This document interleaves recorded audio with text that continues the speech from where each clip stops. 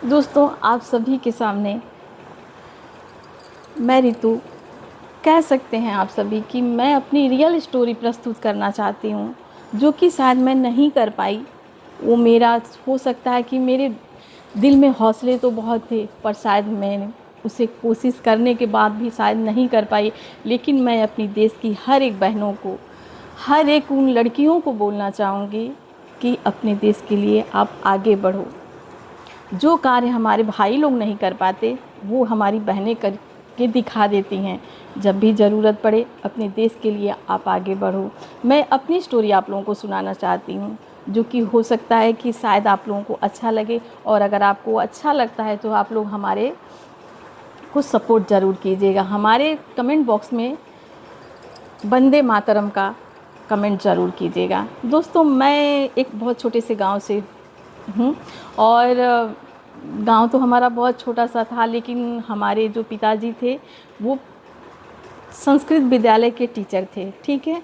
और वो जो है, जाहिर सी बात है, वो संस्कृत विद्यालय के टीचर तो थे, लेकिन उन्होंने हमेशा साइंस का ही ध्यान दिया है, और साइंस ही बच्चों को एजुकेशन भी दिया है कि बच्चों को जो भी वो मैथ पढ़ाते थे, साइंस मतलब साइंस के वो टीचर थे। लेकिन उनकी जो है पोस्टिंग, जैसे उनकी पोस्टिंग जो है संस्कृत विद्यालय में हो गई, तो मैं अपने पिताजी के साथ तो कॉलेज स्कूल जाया करती थी 6 क्लास से। और मेरा बड़ा मन था कि मैं भी कुछ करूं, लेकिन शायद हमारे घर परिवारों में उतना नहीं हो पाया। हम लोग जो चाहे वो शायद नहीं कर पाए। लेकिन इस दिल में दोस्तों जिज्ञासा बहुत है कि अगर अपने इस देश के लिए कुछ भी करने का मौका मिलता है तो मर मिटने को ये रितु द्विवेदी तैयार है। अपने देश के लिए वो हर एक काम करने के लिए तैयार है। और बहुत कम उम्र में दोस्तों हमारी शादी हो गई, और जाहिर सी बात है कि घर परिवार में जब आदमी उलझ जाता है तो कुछ भी नहीं कर पाता है।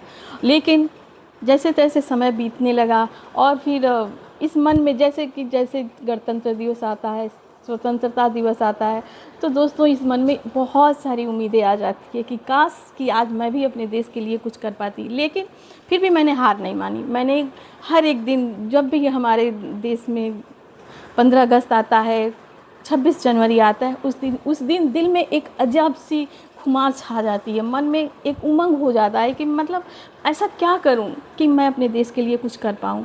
फिर मैंने देखे, आप सभी को देखते हुए इस YouTube चैनल को मैंने ज्वाइन किया, और सोचा कि क्यों ना अपने को अपने अपने देश के कुछ नागरिकों तक पहुंचाने की कोशिश की कि शायद आप लोगों का सपोर्ट मिले तो मैं भी अपने देश के लिए कुछ कर पाऊं। लेकिन दोस्तों शायद अभी तक तो मैं नहीं कर पाई हूं, लेकिन अगर आप लोगों का सपोर्ट मिला तो अपने देश के लिए मैं भी कुछ करना ज़रूर चाहूँगी। तो मित्रों, आप लोगों से हमारा अनुरोध होगा कि आप सभी लोग इस देश के लिए कभी पीछे मत हटना, खुद के लिए कभी कुछ करना या मत करना, लेकिन इस देश की शान के लिए ज़रूर आगे बढ़ना, क्योंकि हमारा देश ही हमारी शान है।